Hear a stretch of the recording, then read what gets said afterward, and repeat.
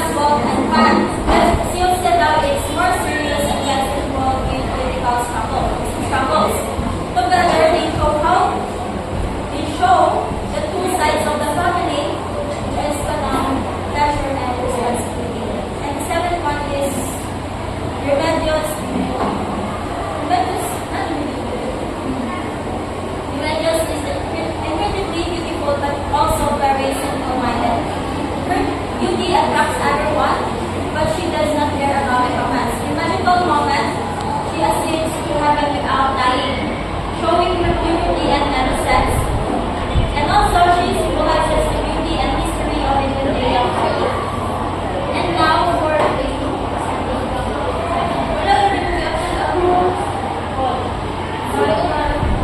minor characters. So, ang minor characters, muna sila na ito na si Pedro.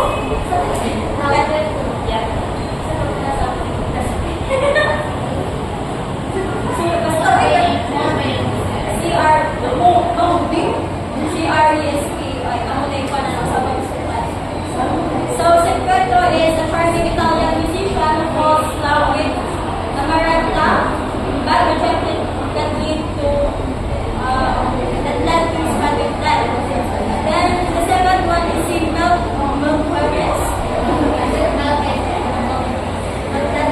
Melquiades, a wise risky who brings new inventions to Macondo and writes prophecies about the Bendiyo family's future. And the third one is Rebecca.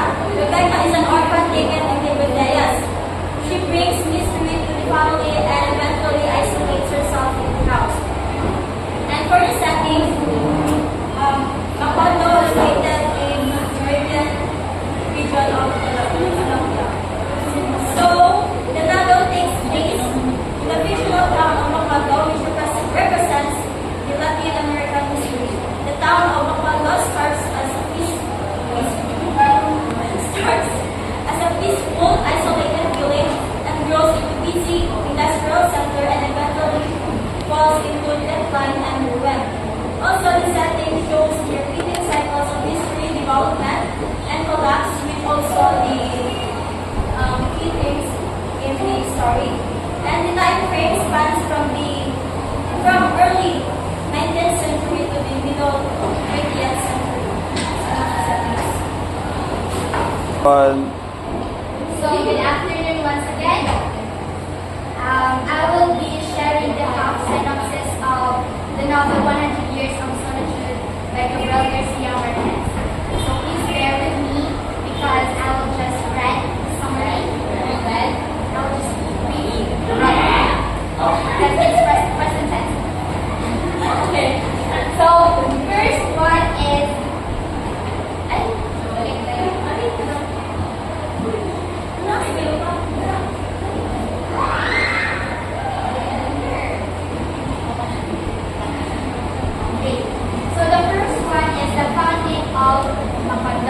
So the novel begins with the founding of Macondo.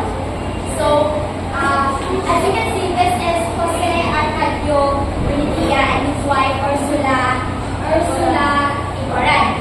So, before na-establish ang Macondo, Macondo is a place or a town nag-established by Jose Arcadio Buendia rather. So, before na-establish ang Macondo, si Jose Arcadio of ang wife is na sila at the edge of the river bitaw, na sila sa tumantungan sa river, nag-travel to search a new place to settle. Because kanang si Jose Arcadio, kay ninghawa sila ang duha dito sa ilang hometown before, kay guilty si Jose Arcadio na nakapatay siya kung tao na si Prudencio Aguilar. So while nag-travel sila around sa river to find a new place, naka-dream bitaw si Jose Arcadio o kanang place nga ideal siya or perfect nga dili bitaw siya maka-emerge o kanang crimes, poverty, and conflict. Nga natin siyang nag-dream nga gusto i-envision if ever makasettle sila o new place muna siyang nalambuhan. And it described as a city of mirrors.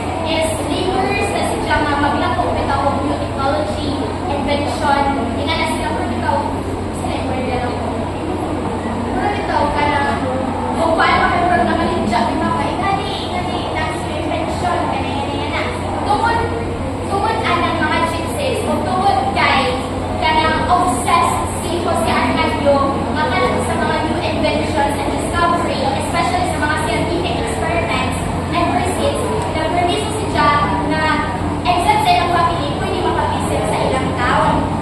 Pero kada sila ang mga gypsies kanang lako na ba mga new inventions and technology. That is why in this isolated siya na place na ginahinay siya o develop into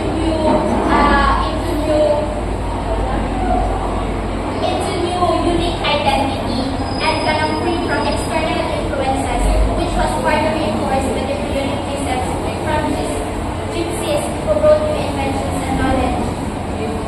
So, di na sila makatawag na isolated. However, dili siya pwede pupudyo ang atong mga gypsies sa ilang taon kay within the family lang gadyo ni Buendia at Go sa town.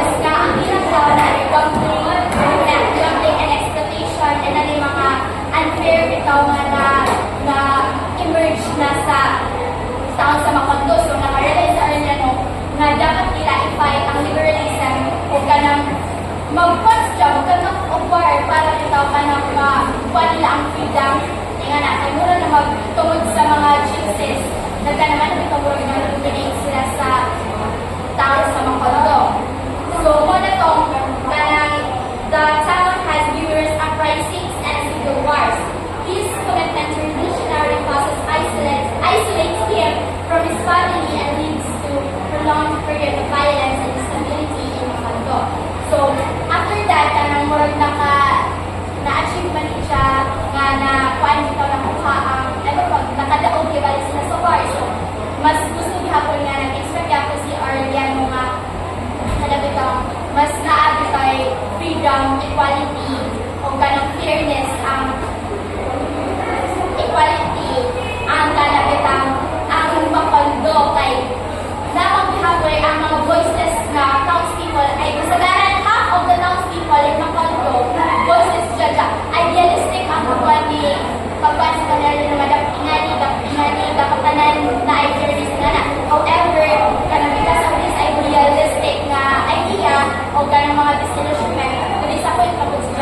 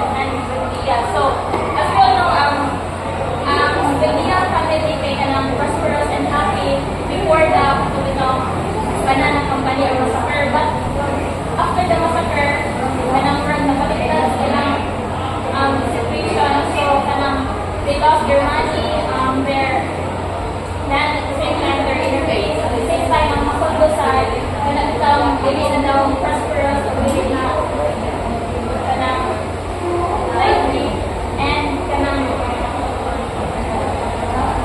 and the place was ganitong sila na sila kasulat og mga bagyo o mga yung sa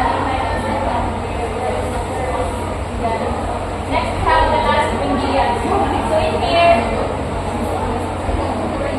the Buendia family have lived Macondo for generations. So nakita sila sa ilang mga good things and bad things. But throughout history, there's been a dark secret hanging over them like a shadow. So this secret is a fear of incest of family members marrying each other.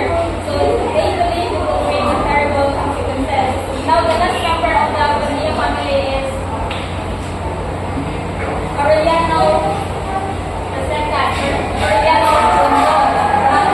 Nakabawal sila o libro na nakang rated, pero wala silang sabon sa ina. So what happened was, as he was trying to understand what he says, he fell in love with his kanang auntie. Not to say Horenta. Wala ina okay. Dili hindi ko naging good. So naganap si Sis Horenta o si Aureliano the second. So nag-anak sila pero isang iyak si Ronaldo.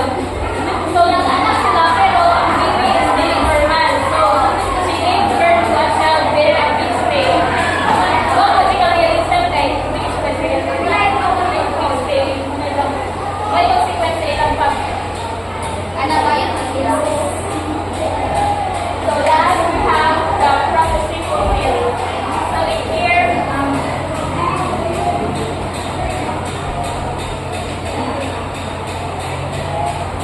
here, kanang si Aureliano the second figure out what it meant. How would say nakasulti dito sa kanang libro. So the book told the story of his family from the very beginning. So it was like that his family's history was like a day of regret and how the same events happening again and again. The prophecy said that the family would eventually disappear and their sound would be lost. So after the Aureliano nakibaw sa